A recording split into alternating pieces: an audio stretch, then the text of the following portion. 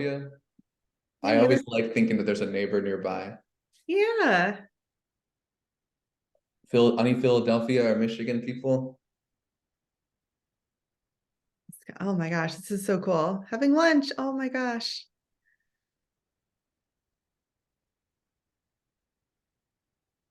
I can watch this all day, honestly. Like if this were just a stream of people sharing where they're from, like it is like hypnotic. Hmm. Hey, Chicago. Cool, cool, cool. Welcome.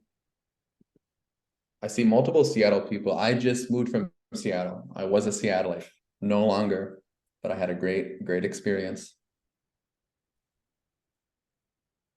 Some Canadians. Yay. Oh, it's so great to see everyone. Oh yeah.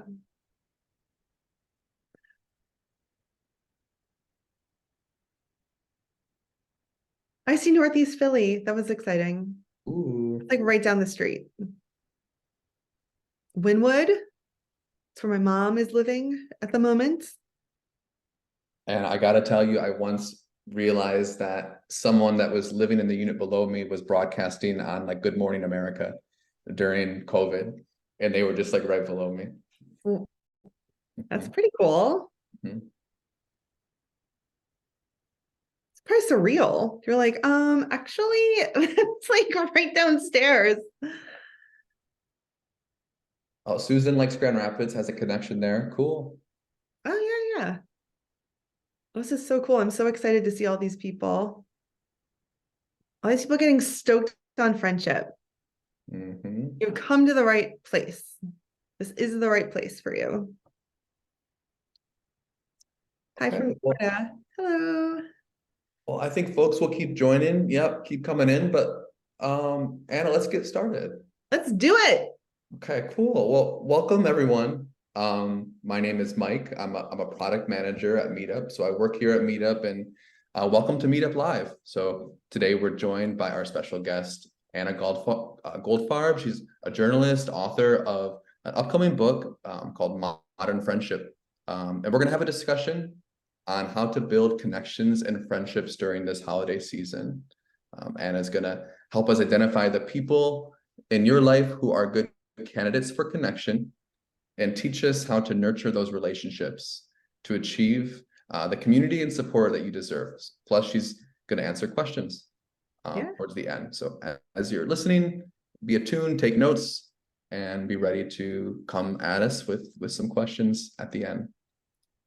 So before we get in, just a few notes and guidelines of what did you just show up to? What is this thing? Well, this is Meetup Live. We're all together listening and having a conversation, but this event is recorded. Don't worry, you're not on video, but if you ask a question and we answer your question, the answer to your question, that will be on video. Um, your audio will be muted, so we won't hear you during the event, but you can submit questions using the Q&A feature at the bottom of the screen. So there's the chat feature, but there's separately the Q&A feature, and the Q&A feature is the right place to ask questions. And then lastly, Zoom has a nice feature for closed captioning. So you can turn it on. It's the live transcription icon. It should be at the bottom of your screen. And you can turn that on if that's helpful for you. So, just getting introduced here. Then Anne and I will talk through some of these discussions and topics about friendship and approaching this holiday season. We'll really get into the meat, the guts of this topic, and then we'll open it up for Q&A. And so we're really looking forward to hearing all y'all's thoughts and questions and perspectives on this relevant subject. So welcome. I'm going to give a bit of an introduction to Anna. So Anna Goldfarb is an author and journalist that reports on friendship, relationships, and pop psychology. And so you've seen her work in the New York Times and the Atlantic and Time Magazine and Vox and pretty much, all the boxes there that you've probably seen her, yeah. And she's got an upcoming book called Modern Friendship: How to Nurture Our Most Valued Connections. and that will be out this next summer in June 2024. So welcome, Anna. But before we dive into the discussion, we want to ask a poll of everyone. So everyone, there's going to be a poll that appears in Zoom. We want to really get familiar with where you're at. So looking for that poll question to pop up. And our question in this poll is, what is your biggest concern about the upcoming holiday season? So we're going to give a moment for folks to respond to that poll. And I'm looking for that poll to appear.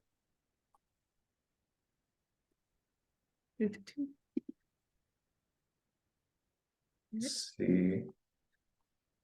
Just a moment. Oh, is it under polls and quizzes under the more? Okay, people are answering it, looks like. Okay, great. People are responding. So yeah, answer that poll. Again, the question is, what is the biggest concern about the upcoming holiday season? We'll give a little bit more time. Yeah. Consider this a vibe check. I want to see where everyone's head is at, what you're anxious about, so that we can make sure to touch on your concerns. Where's the poll? The poll is under my screen. It's the 3 buttons that say more. And then it says polls quizzes. There's captions and polls quizzes. Anxious about everything. Well, I mean, yeah, you came to the right place. Let's see, a lot of the chat. Oh yeah, cool. Anna, I think we've got over 400 responses. Anna, I'd love to hear, just to start off, Anna, like, what are your impressions of what you're seeing from what people are feeling about this upcoming holiday season? Oh, okay. Okay. This is great. I just got the results. A crushing sense of loneliness. I mean, same. Well, first of all, it's very helpful to just identify what your anxiety is. That can already help you alleviate it just by labeling it. So that was my hope of starting off with a poll. Loneliness, loneliness is about meaning. Do you matter? Does your presence matter? Are people going to notice whether you're at an event or not? And everything we're going to go over today is going to talk about how to increase meaning in your relationships. And that will help just decrease your sense of loneliness. You're going to feel like you matter, that what you have to offer people matters. And we're going to get you there. So keep watching. Being left out of celebrations, yeah. I definitely feel a little bit sad that you won't be able to spend time with loved ones that are moved away, or their life circumstances changed. Maybe they have kids now. They don't have the freedom or flexibility that you might have had before. So I think those are all like totally normal things to be feeling. You're in the right place. Awesome. Thank you, Anna. So just kind of getting oriented a little bit, would you share like a little bit of what got you interested in this subject of adult friendship, or what's your story with this? No, that's a great question. I think, like a lot of people, when they reach their mid-30s, I look back at my friends and it was sort of like a cabinet of curiosities. Okay. Like I had all these friends I collected from youth, school, college, jobs after college, friends I made after college. And I had this collection of friends and I didn't know how to regard them. And as we talk for this hour, if there's anything that I say that resonates with you guys, feel free to put a little heart emoji in the chat, just so you can be like, I understand, I feel that too. But yeah, in my mid-30s, I had just gotten married and I felt like my friendships were crumbling and I didn't know why. And I didn't know how to regard them. I regarded my best friend from high school with the same weight as the new friend I made who I cat sit for. And it all felt just sort of, I was a little lost of like, well, I'm treating all my friends equally. And the analogy I have is, imagine you're starving and you go to the supermarket and you don't have a list, okay? You end up putting a lot of random stuff in your cart. At the end of the trip, you're like, I have frozen shrimp, 2 chocolate bars, jarred tomato sauce. Like, what am I going to make a dinner out of this? With like, I just let my cravings, drive the train. And what I've realized through my reporting is, just like food shopping, you're more successful when you have a strategy. Now imagine you go food shopping and you're like, I need a salmon, string beans, French lentils if you're fancy. And then you have a nourishing meal. Your dinner is like way more composed. And I think friendships are the same way to me. If I needed a strategy, I needed a hierarchy, I needed to know where to put my efforts, with who. And that's why I started reporting on it. I think that's great. I think it's so interesting because we seem to be coming out of an era of social media where the emphasis is on volume. It's not about Yeah. quality, but it's about quantity. And I wondered if that is some sort of connection or some sort of attitude we have about what friendship is supposed to be. And it seems like you're trying to respond to that in a sense, or kind of help make that. Yeah. And it's really about the strategy. Like nobody tells you how to strategize with your friendships. You can strategize with work, you can strategize with your romantic partner of like how you're going to get to the next level, to the next step. You know, you go from, there's conversations you have with your partner and your work of like, I'm an employee, I know my status, I'm your significant other, we're engaged, we're getting married. Like there's a hierarchy that doesn't exist with friendships. And it's very confusing and it's very ambiguous of, are we still friends? I haven't talked to my best friend in 6 months. Are we still friends? And that's where a lot of the anxiety comes with friendships, is that they're ambiguous, and ambiguity creates anxiety. Uncertainty creates anxiety. And I was feeling anxious in pretty much all of my friendships. Like, are we still close? I don't even know. And I wanted to learn all I could about the mechanics of friendships. And that's why I wanted to write this book, was to put something more coherent together that really addressed the trends I was seeing. You're sharing a lot of really questions that speak to me. Again, Anna, I don't know if I mentioned this to everyone, but I just moved to a new town. It's a lot of new for me.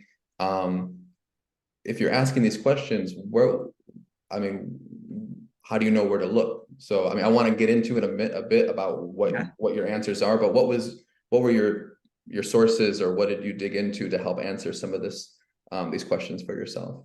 Oh my gosh, where to look? Well, every friendship needs an about, okay? A clear and compelling reason that both people seek each other out. And what I learned is that friendship abouts can change, be outdated, or be absent. So, for instance, if you have a great friend that your roommate after college, your about of your friendship was going out partying, but now you're 5 years removed and the about of your friendship is unclear. It's like, well, we're not partying anymore. You're a new mom. You have no interest in partying. What's our friendship about? And that might explain why the friendship has cooled off, or there's not as much urgency. And you might think from time to time, like, oh, I wonder how my old friend's doing, but there's not enough of a compelling about to make you take that step to reach out. It's like, well, what are we going to talk about? Like, where we used to party? How compelling is that to your old friends? If you have old friends from camp, and if all you talked about was camp, what do you talk about 15 years later? Some friendships can evolve their abouts organically. And you know what I mean? Those friendships where we started as friends in school, but now we're both into yoga. We're yogis. Like, they're about constantly changes with certain friends. And some friendships can do that. Some friendships can like constantly have new abouts. Me and my best friend, we have like hundreds of abouts. Our family, skincare, Bravo, Love is Blind. Like, we could just sit and talk for hours. But sometimes older friends, we don't have as many abouts and we struggle. And it's like our about has either been outdated or it's just absent. It's like we don't really have anything in common. And that's okay too. But I think it gives clarity to know what's going on. It's like, well, why aren't I connecting with my friend? Why aren't we seeking each other out? And you really have to sit and think about what's the about of our friendship. And I want to tell you, you can always negotiate an about. You can always go to a friend and say, I want to spend more time with you. What can I help you with? What can we change our friendship to being about? My own sister, she did this recently. She wanted to learn how to watercolor paint. So she approached a friend she wanted to spend more time with and said, hey, I want to learn how to watercolor paint. Like, do you want to learn with me? And her friend's like, I love it. So now this is a watercolor painting friend. now they have something to talk about. Let's get together Wednesday. Let's practice painting. Friends can do that all the time. Like, I want to spend more time with you. Do you want to learn how to cook? Do you want to watch Oscar movies? Do you want to, it's really just proposing, engaging the interest to see, does your friend, is it as compelling to them as it is to you? And a lot of us know this instinctively. In middle and freaking elementary school, I love Teddy Grahams. I love Teddy Grahams too. Let's hang out. Like that's what that is. But when we're younger, our lives are much more simple. Teddy Grahams might be a great foundation for a third grade friendship. It's not as compelling when you're 33 and like life is getting complicated and hard. So the about has to be more nuanced and more refined because our lives are more nuanced as we get older.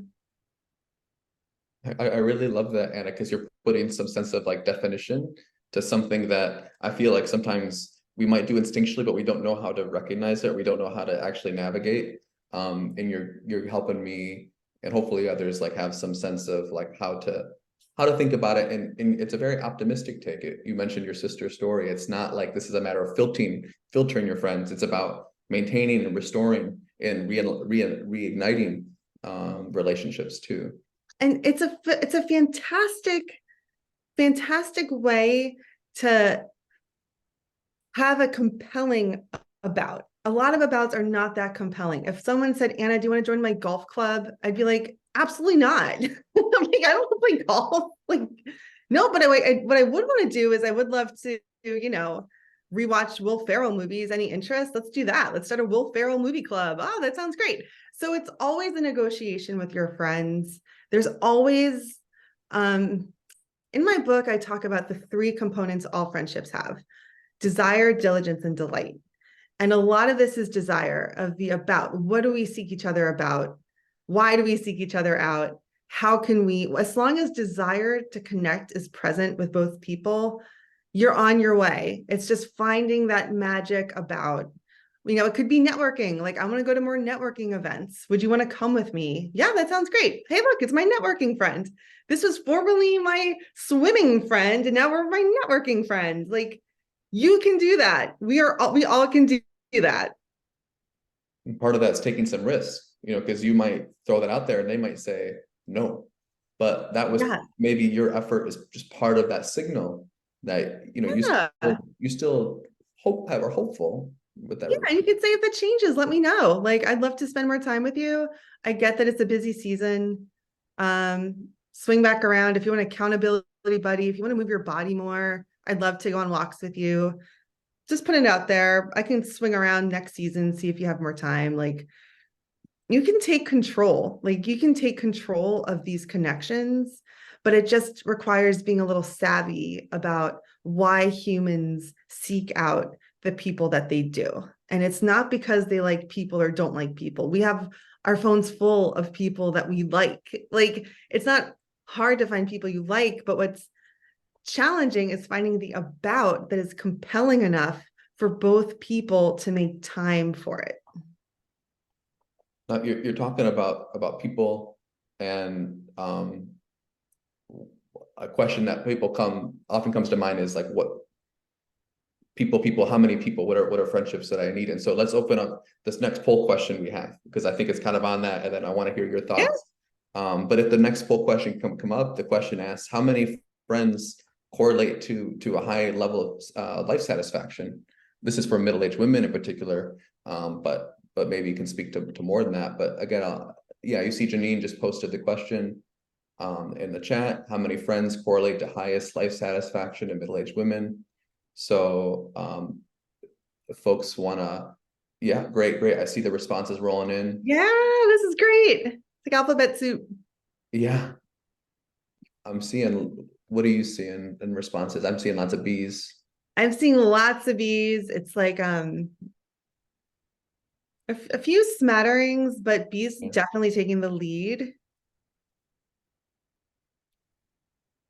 Yeah, I love that it's making you guys think of like, how many, what is the number? Is there an ideal number? Like, have science proven an ideal number I didn't even know about?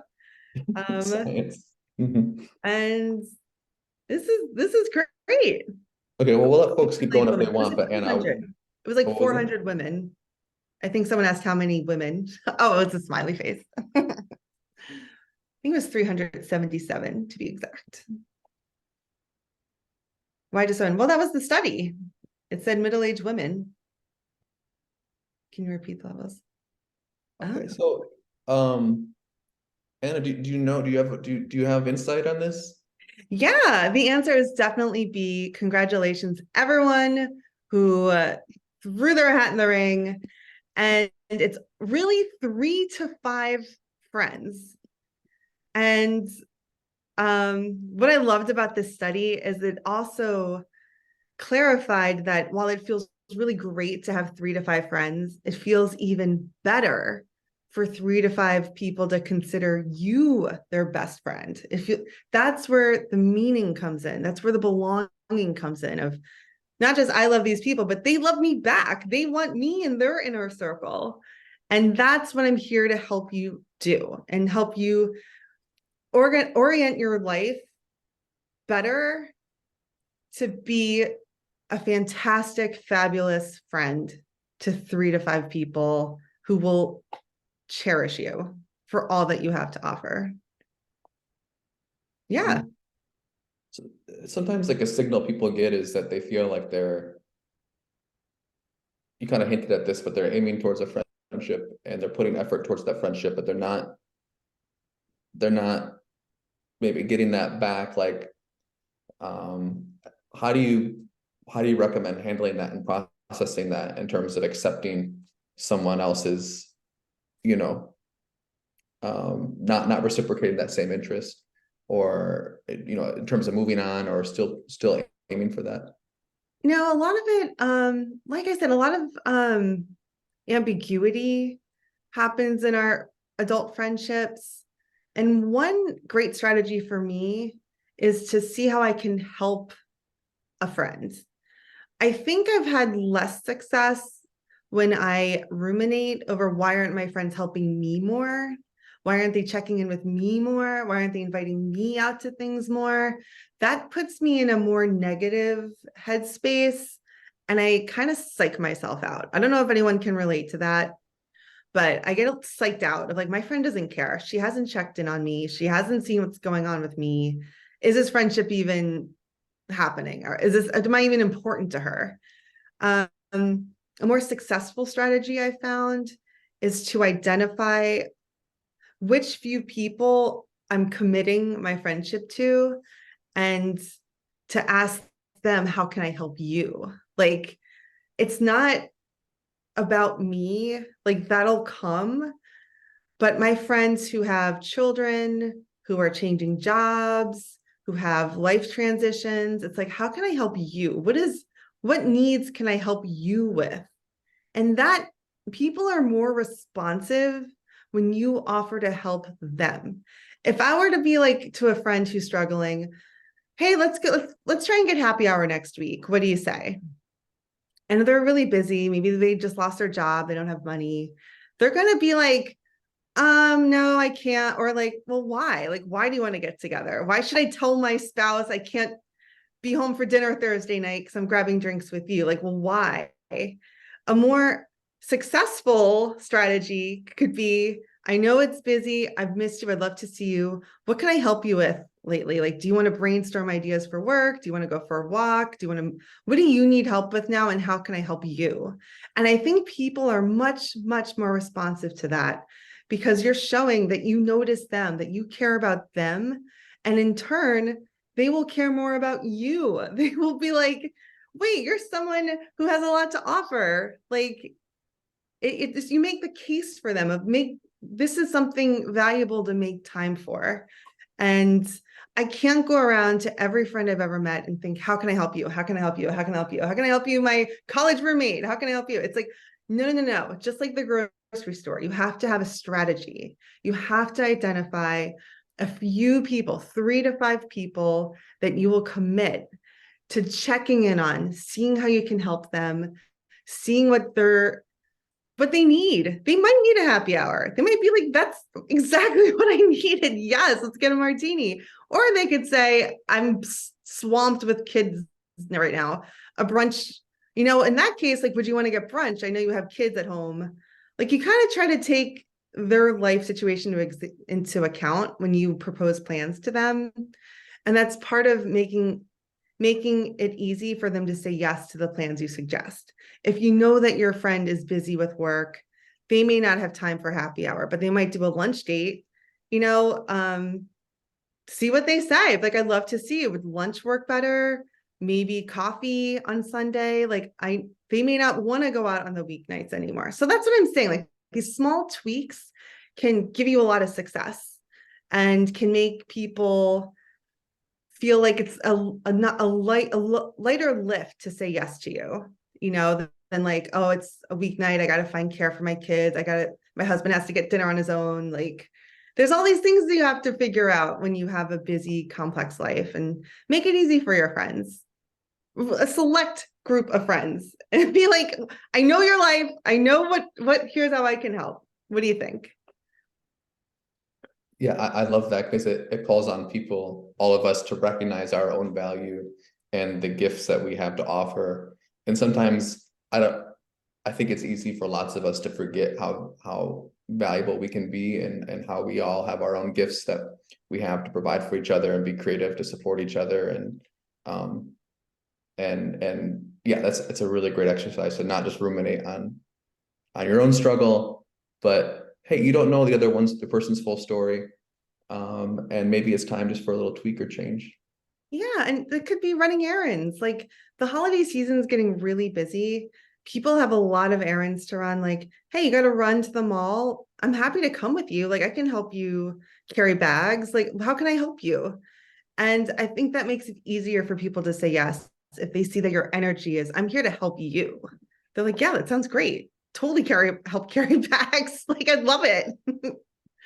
Yeah, that's a great, because that connects to a lot of what people are joining for this call today, is because they're thinking about the holiday season, and they're thinking about this time when a lot of us feel a certain responsibility to fulfill our own expectations of ourselves, to have family and to have friends, but not all of us are in that situation where we have that. But like you said, a lot of people, some other people are really kind of have a bit of a chaotic time. And they need that support. So what a great opportunity to utilize like this coming busy season as a way to support other people who need that support. And in that process, kind of, develop that new bond. Yeah, I think it's a really successful strategy. And if it's new for you, just try it. Just try it with a few of your closest friends and come with that energy of, what can I help you with the next few weeks? What can I do to help lighten your load? I'm here for it. You want me to hang out while you fold laundry? I will come. We can watch, have something play in the background. You want me to hang out, like, just see help with what they need. And that is the quickest way to get people to reply to you, to bring you into their life, if they see that you're there to help them. I think you got me thinking about, like, say, for example, Thanksgiving. Lots of people will be celebrating Thanksgiving in the States and in Canada a little bit too. But like, I'm not in a position where my wife and I can host a Thanksgiving party. Again, we're new to town, we're just getting oriented, but I know of someone that's going to host. And maybe one way I can signal to them is I can, like you said, like volunteer and say, hey, it's a big deal. You're hosting, 20 people in your home. Let me come early. Let me help set up. Let me prepare an extra dish. And that can be either we do it separately or together, but either way, it's really kind of communicating the value of our relationship. Love it. Hmm. Something that we were talking about, I haven't heard you say it, but we were talking about before, was this idea of social identity support. And that's a term that I haven't heard before. You introduced me to that.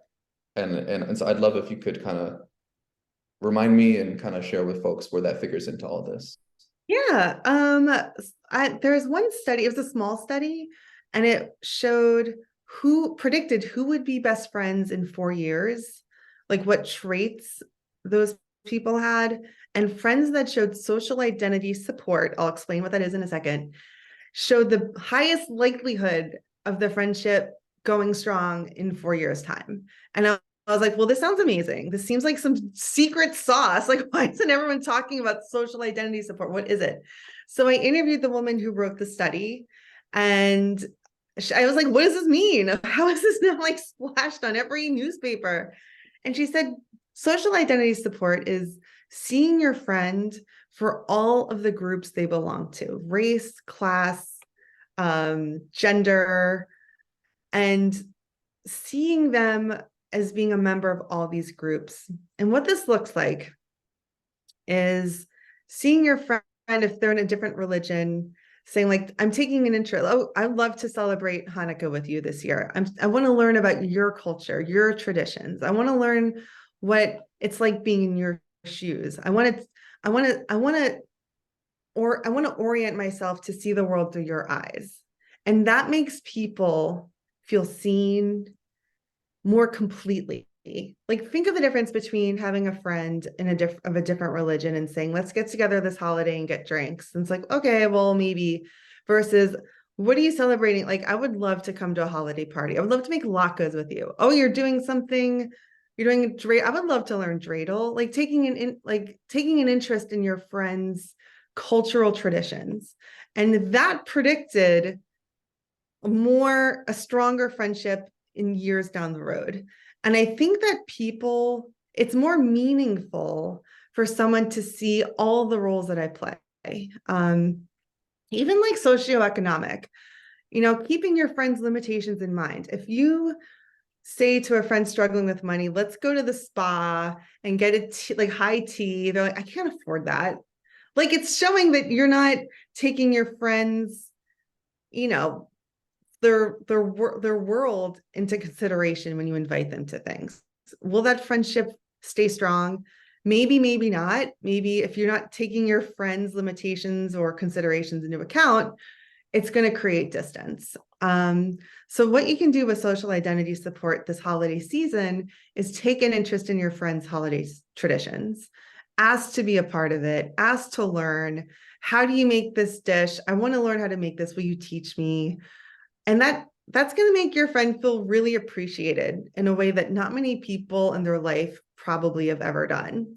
And it will make them want to keep you close because you'll see a side to them and it'll be a whole new appreciation. And I've started doing that more. Like, my friend, I did a holiday thing with her. I didn't grow up celebrating Christmas, but I was curious, like, let me in on your traditions. I do 7 fishes for Christmas Eve. I've never done that before. My husband's Catholic, so I'm like, what's this about? Let's do it. I love fish. And it signals to him that I'm interested in him and his life and his world, and it creates closeness.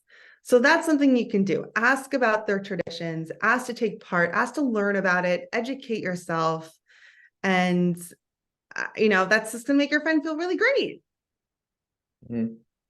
It's so clear, and it's so, I shouldn't use this word easy, but it's simple because it's not asking something of you. It's not saying put on a show, impress them with how amazing and creative and inspirational you are.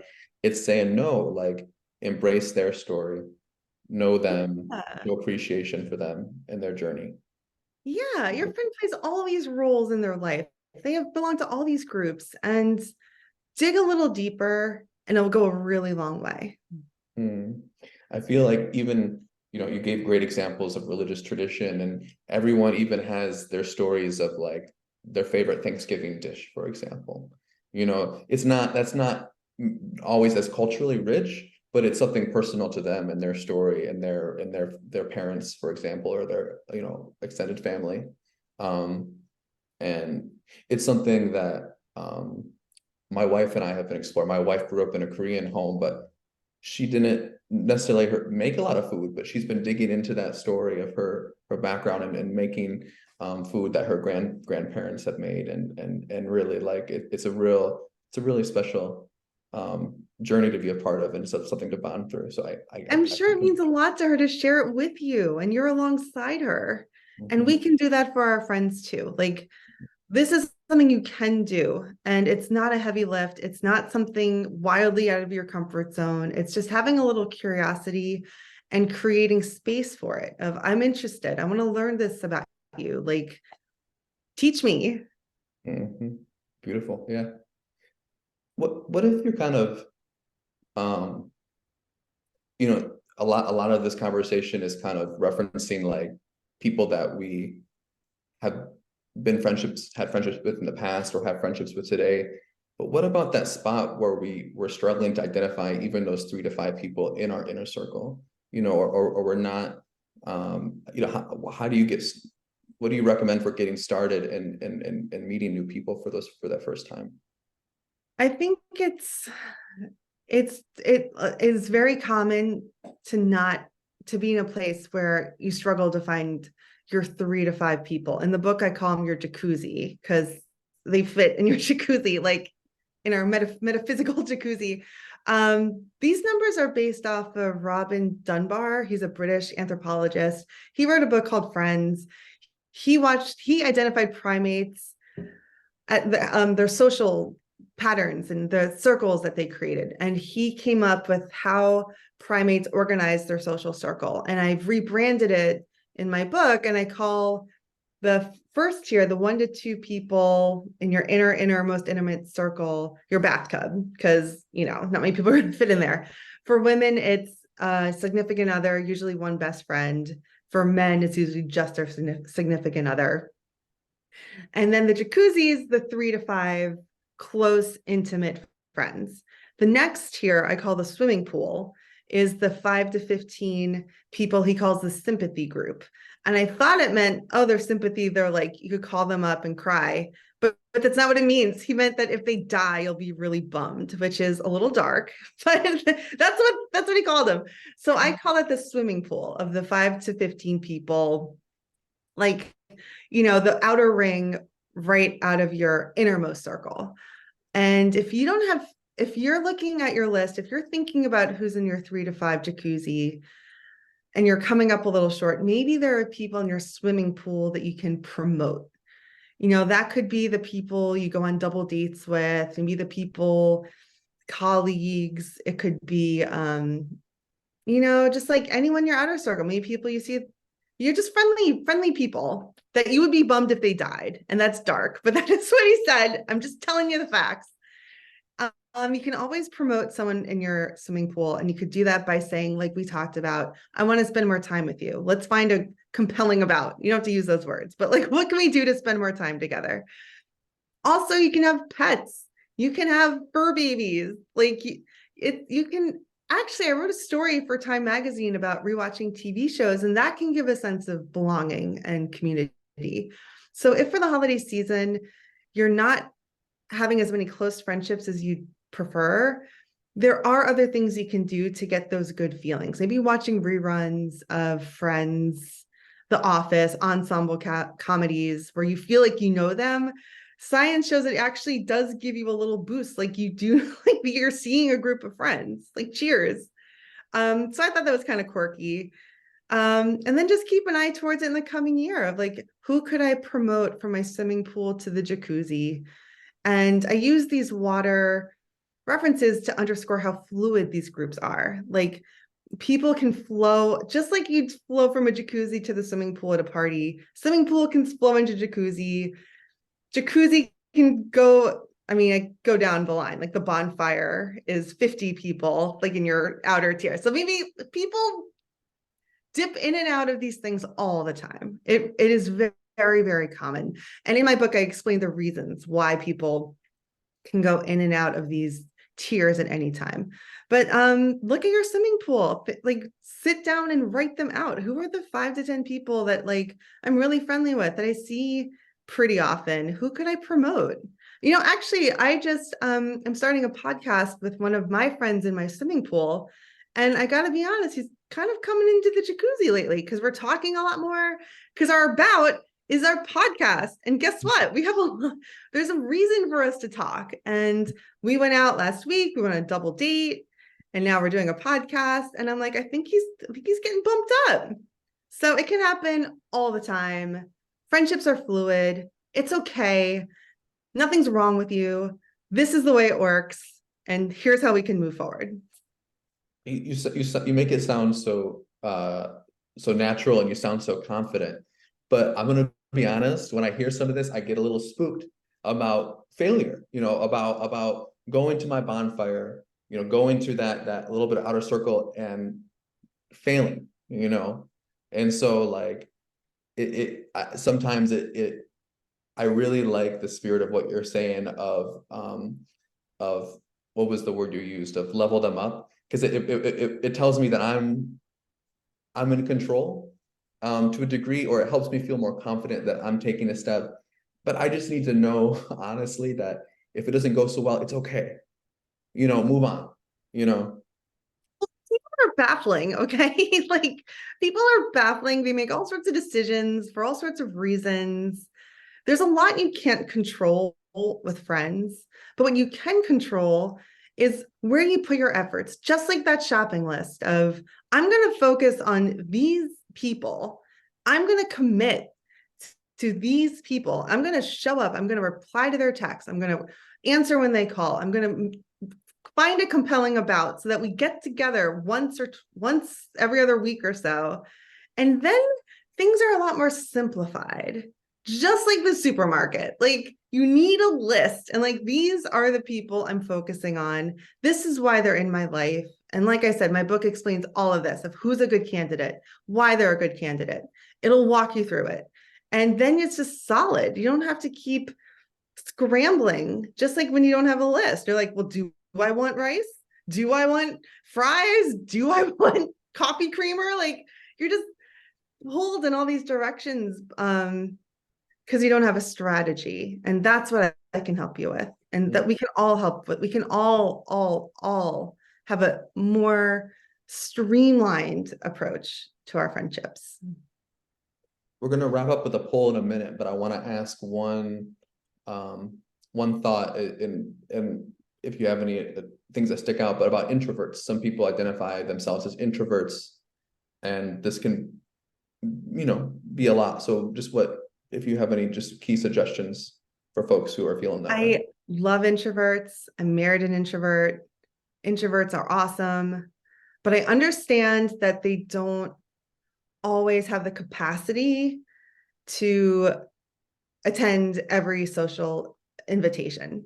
So introverts, I'm talking to you. You can always negotiate. You can say, thank you for inviting me to your holiday party. I don't feel comfortable at parties as much, but I would love to get together for coffee next week. What's your availability? Like you can always be gracious, thank someone for an invitation, and then explain what you are willing to do. There's no reason that you should rob yourself of connection because you are shy about putting yourself out there or attending parties or get-togethers or, board game night at the rowdy bar down the street. It's like, thank you for the invitation, not my vibe, but here's what I do want to do.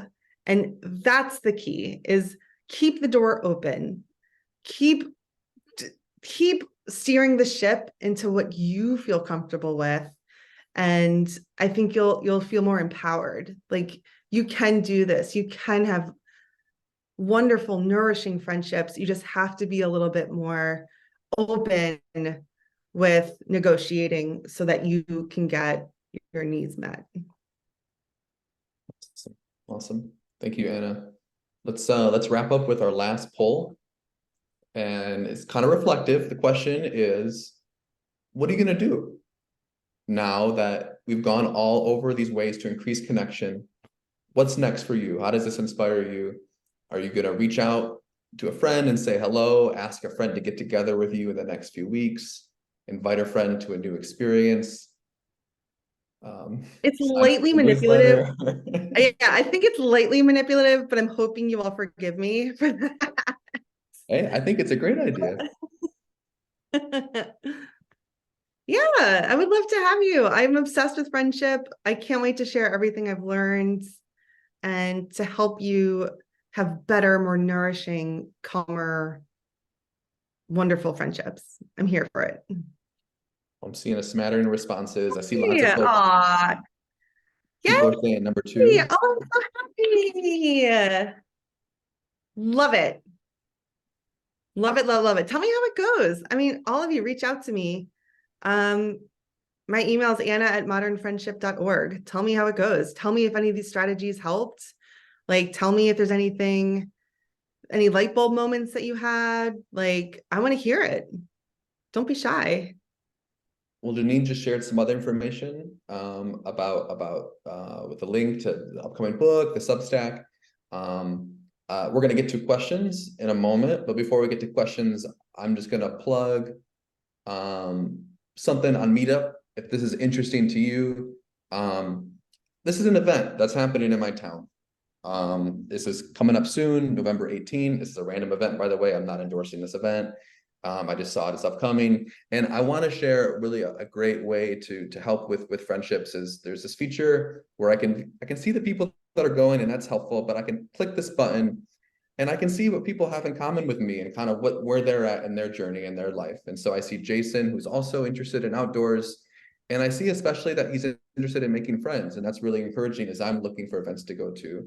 Or I see Christopher, and he's interested in exercise, intellectual discussions, or Will and philosophy and artist, and is also looking to make friends. And this is just a really helpful feature to find the right events that are right for you as you're looking for meetup events to go to. So if you want to give this a try, Janine's sharing a link in the chat.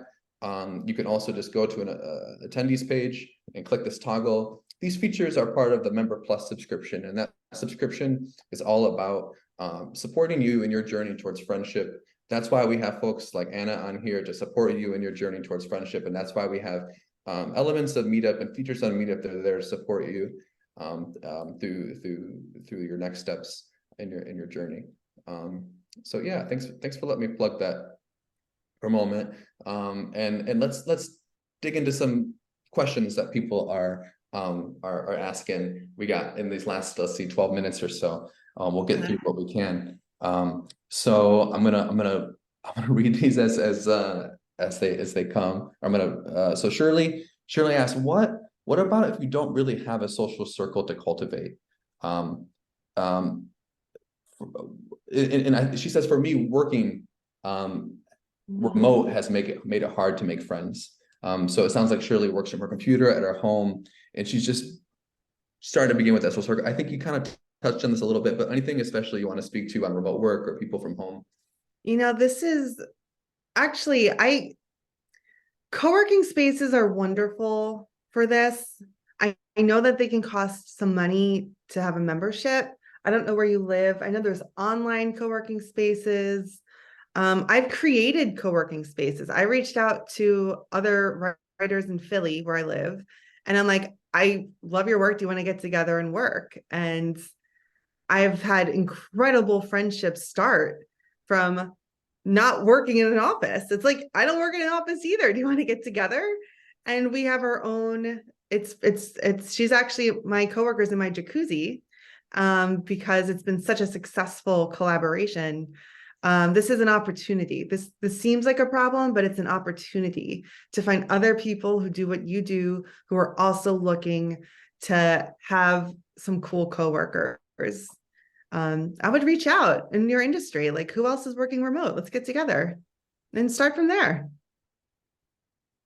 Yeah, good plug. And I'll just say, co-working spaces came out of that, of people being lonely. That's all it came from, is people wanting people, nothing more. I know it evolved into something else, but that's what the roots are, and that's a great plug. Ange is asking, really simple, what if I'm picking the wrong candidates? Well, I literally wrote a whole book about this. So that goes into exactly who to pick and why, and if your picker's off, why. I wrote chapters and chapters on that. If you're picking the wrong candidates, it's because you're going in without a plan. You're going to the supermarket and seeing what's on sale and picking out who looks sparkly, fun. You may not be paying attention to, do you share core values? Is this someone who you have deeper, you see the world the same way, that you do things, you talk about things that you really care about? You might be going into the Trader Joe's without a shopping list, is what that looks like. If you're getting friends where it's drama, flaky, not on your level, it's because you need a better strategy. My book can absolutely help with that. It's a little bit too long to get into as we have a few minutes, but I'm happy to go into it separately. But yeah, you need a strategy, but we got Great question from someone who's anonymous. They asked, how can you help with the lonely feeling of being single during the holidays? I have lots of friends, but everyone is in a relationship. I was single most of my adult life, so I completely relate. It is very lonely, especially if your friends are all coupled up. It's very alienating, but again, it's an opportunity to meet other friends who are single, to put yourself out there, to say, "Hey, I'm looking for more single friends. Does anyone know any?" Um, it really just sucks. Like sometimes it's going to suck, and sometimes it's when something sucks, it's a signal that you have to put a little more effort into an area of your life.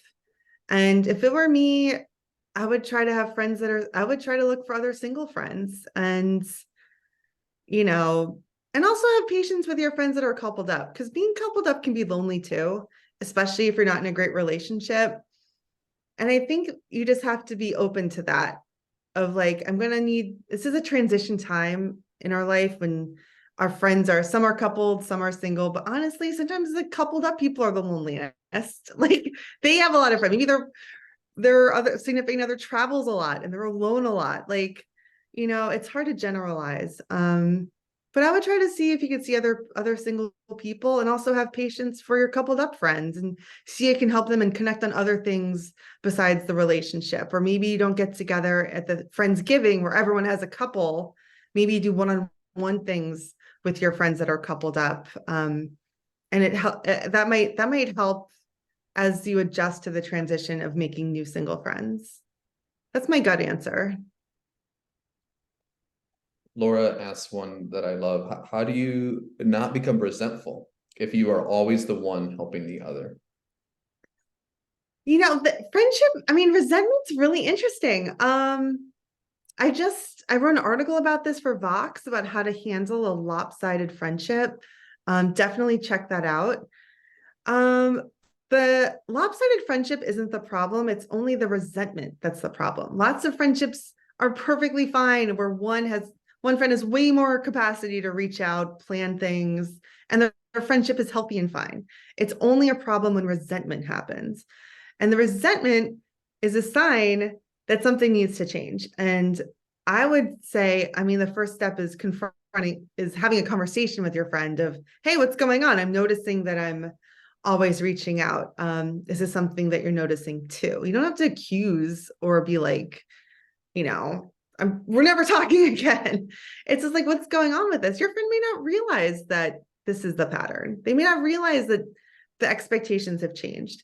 Part of being a friend, and a large part of adult friendship is having maturity, and it's maturity to have the courage and to tell your friend, I'm noticing that I'm reaching out more. Help me understand. Like, is there something we can do to make this feel more reciprocal? It could be scary, but friendships actually usually become stronger once they overcome a conflict. It doesn't usually rupture unless their betrayal or something happens.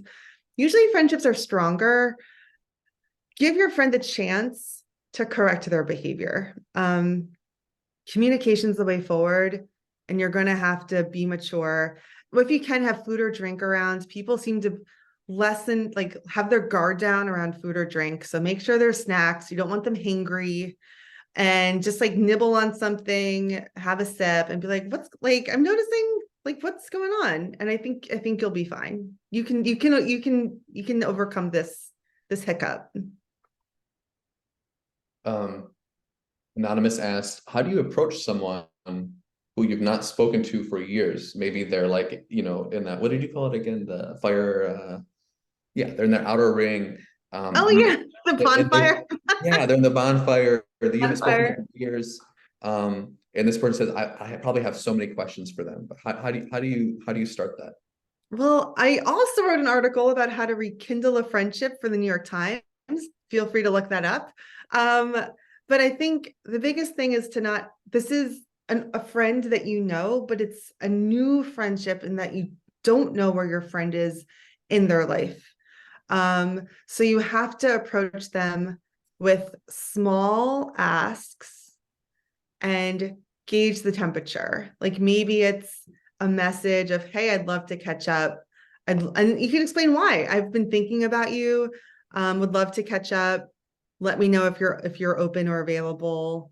Keep expectations low, but this is they're like a whole new person. They're a person you know. You might know their parents, you might know their middle names, but essentially a few years, friends can really become different people depending on what they've been through. If they lost a job, lost a spouse, got divorced, got married, have kids, there's all sorts of things that might fundamentally change your friend. So I think just keeping an open mind, keeping it light, explaining why you're reaching out so that it's easier for your friend to say yes to, like, I want to talk to you about. And they can judge if that's something that they're interested in. I want to talk to you about going to camp together 15 years ago, what that was like. Would love to joke around. They can decide if that's important to them or not. Or you can say, hey, I saw that you redid your patio on Instagram. I'd love to get tips on what that was like. Then they know why you're reaching out. I think that's the best strategy, is explain why you're reaching out, because the ambiguity, people don't know what to make of it. Like, do you want money? Are you trying to sell me something on an MLM? Like, why are you reaching out? So explain why you're reaching out, but keep your expectations low. And I think that's the best strategy. Great. Okay. Catherine, amazing session. Thank you. As an extroverted partner with an introverted partner, how can I help to facilitate mutual friends and getting to know his friends better? Oh my gosh, this is so cool. This is like a mirror to my life. And I definitely talk about this with my husband all the time, because I'm like, bring on the friends. And he's happy to play FIFA, happy to hang out with our cat. I think part of it is accepting that my partner has his own comfort level.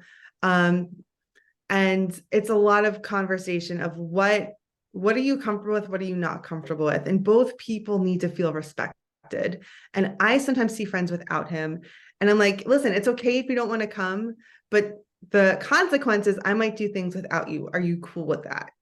As far as meeting, I mean, it's really hard to, an introvert, he may not value friendships as much as you do. So it might even be like, well, why? Like, I'd rather just stay here and hang with you than like go organize a thing and make small talk over appetizers. Like, it's not that appealing to him. And I would say, listen to your husband too. Like, don't push it. Some people aren't going to be as invested in friendships in different stages of their life. And it might be a more successful strategy just to listen to him than trying to get him to do something he doesn't want to do, and then proceed accordingly. Was that a good answer? Like, I think it's realistic,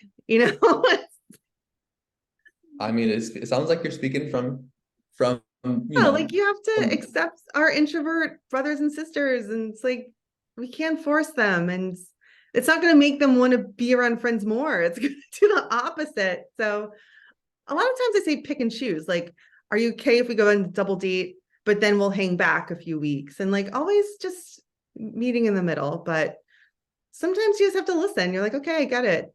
It's not a priority for you. I get it. Mm. Well, I'm going to wrap up in a moment, but Anna, I need just like last closing words you want to share with everyone on this call. Um, I think the most exciting thing I learned about friendship is, as long as there's desire present, anything can happen. If you have a desire for friendships, that's already like, you will find them. It really is just finding that shopping list strategy, focusing your efforts, and being the best friend you can be to the people that you choose. I know you can do it. I can do it. I'm self absorbed. I'm very lazy. One friendship and go here. having me. And thank you all for listening and engaging. And this has been great. Awesome. Well, thank you all for joining us today. Thank you, Anna, for your insights and your tips on staying connected during the season and in life. And as a reminder, everyone, you'll be able to view a recap of this event in a few days on our Community Matters blog at meetup.com/blog. Thanks again for joining us, and take care, everyone.